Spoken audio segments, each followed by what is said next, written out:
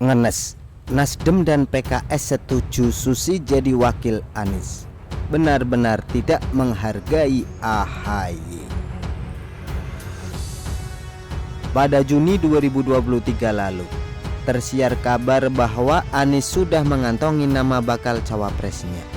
Tinggal diumumkan lagi.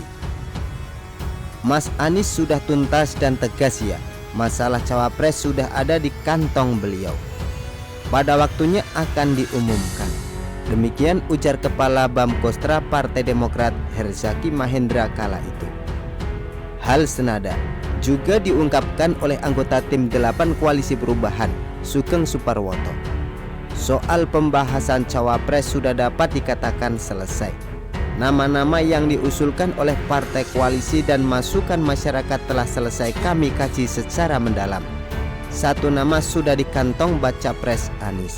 Mari kita tunggu, siapa tahu sekembali Pak Anies dari ibadah haji akan ditentukan momentum terbaik untuk mendeklarasikan pasangan capres-cawapres Koalisi Perubahan.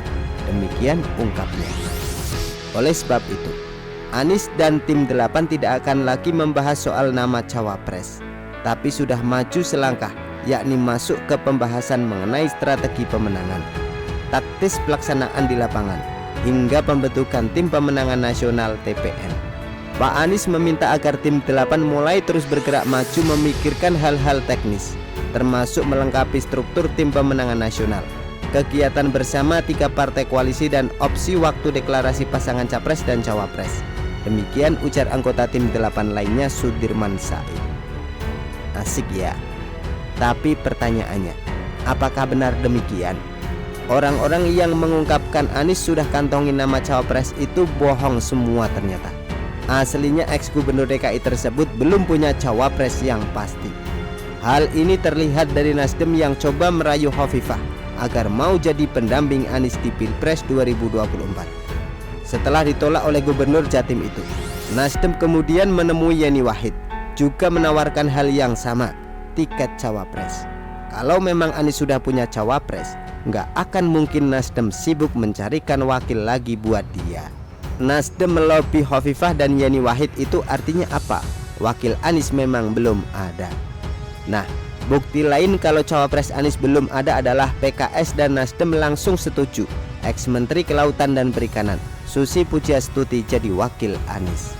Seperti yang disampaikan oleh Ketua DPP PKS Mardani Alisera, bahwa Susi memiliki semangat yang sama dengan Koalisi Perubahan, sehingga dia tidak keberatan jika Susi terpilih jadi pendamping Anies. Di samping itu menurut Mardani, Susi berjenis kelamin perempuan yang akan memberi nilai tambah buat Anies. Saya menyatakan dengan tegas, 100% Susi punya kans memberi kemenangan. Demikian ujar politisi yang pernah disebut homoseksual oleh Faisal Asykaf itu dengan nada sedikit meyakinkan. Sementara Waketum Partai Nasdem Ahmad Ali menyambut baik wacana Susi mau didaulat jadi wakil Anies tersebut. Alasannya karena Susi punya rekam jejak yang baik. Cadas kan? Tinggal Partai Demokrat lagi yang belum setuju dan nggak akan pernah setuju Susi jadi wakil Anies. Ini dua partai memang benar-benar nggak ada akhlak terhadap AHY. Padahal mereka satu perahu loh dengan Partai Demokrat menuju Pilpres 2024. Woi bro, AHY itu pingin jadi cawapres Anies. Dan pinginnya itu bukan sembarang pingin, tapi pingin beneran. Nafsu AHY mau jadi cawapres Anies sama menggebu-gebunya dengan hasrat Prabowo mau jadi presiden. Lihat saja apa yang dia lakukan. Ngemis banget. Anies mau berangkat naik haji, diantaranya oleh putra sulung SBY itu.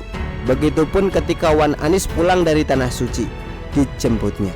Padahal ex-gubernur 212 tersebut tiba di tanah air tengah malam loh, atau tepatnya pukul 01.00 waktu Indonesia Barat.